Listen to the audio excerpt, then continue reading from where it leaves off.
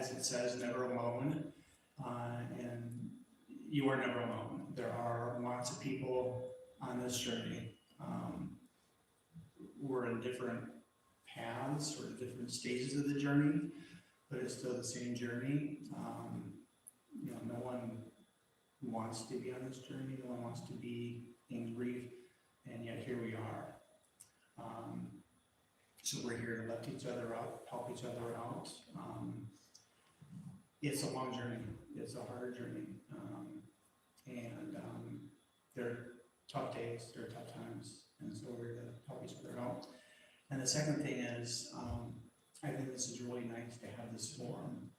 I think we live in a country that tends to be kind of grief-phobic, suppress it, just put a smile on your face, and it doesn't always work. So I think it's nice to have a forum like this where people can express their grief. We're all kind of in the same boat kind of thing, and this is a nice safe space to express what you're feeling. So I think this is great, and I commend this church for doing this. Amen. So with that, I'll start talking. I have decided that my faith journey and my grief journey they're intertwined. They're inseparable. I was never all that religious. When I was a kid, I'd go to Sunday school, and I went to Sunday school, got baptized as a 13-year-old. I got confirmed, but never really went to church after that with any real regularity. I'd go for Easter, Christmas services, things like that, but other than that, really just didn't have any real strong relationship with God. I acknowledged God once in a while, but usually that was times when I was angry. I was doing this in selfishness, kind of like pity parties. Why did this go wrong? Things like that.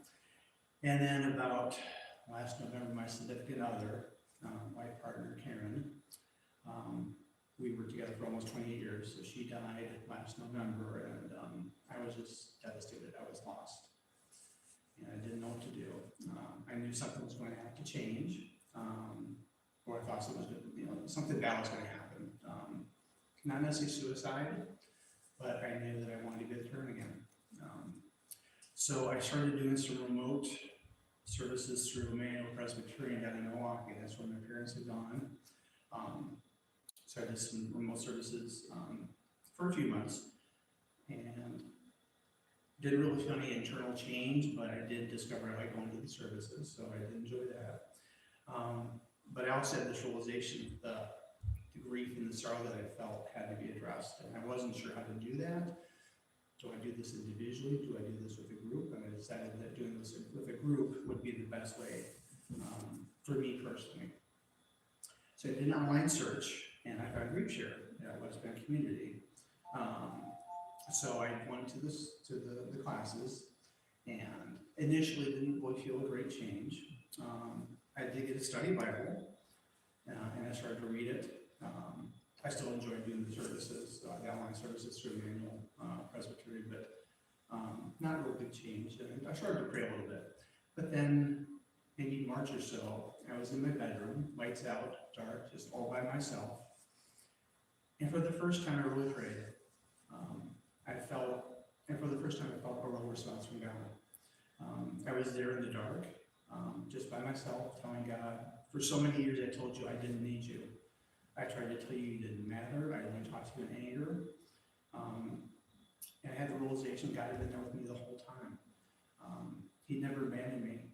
In his quiet, gentle, persistent voice, it was like I had a spiritual revelation. He said, I'm here for you. I've always been here for you. I love you. I want to have a deep, meaningful relationship with you. And when you're ready, I want to start talking with each other. And so it was at that point I gave my life to Jesus. And I told God, I'm ready for a relationship now, and I'm never going to leave. And so for the first time since Karen had passed in my life, I started to feel a deeper spiritual connection. I realized I had worked on my physical and cognitive kind of conditioning, but my spiritual conditioning needed a lot of work. But I also started to feel some hope that 30 life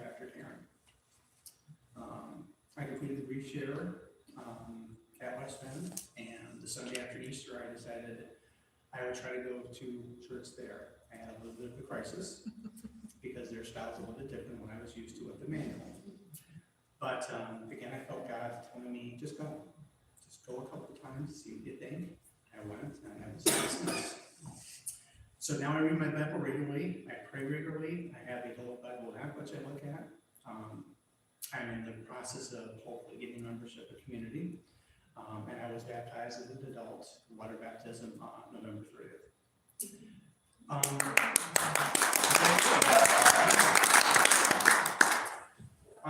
One of the things they do at Grief Share at the end of the class is they give you a heart. It's a wooden heart. And on that, it's Hebrews 13:5 that says, I will never leave you, I will never forsake you. And when you're alone and you feel there's no one else, those are some pretty powerful words. I still miss Karen so much, I know, for the rest of my life. But I still have remembrance, and in those moments of remembrance is joy and pain. But I'm developing some new relationships through the church. And I tell people that something that was terrible, something wonderful happened too.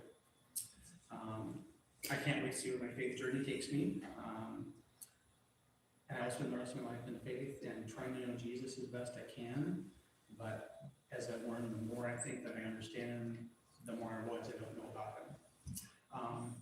I have to pray to God and I say, I don't know sometimes where you're taking me.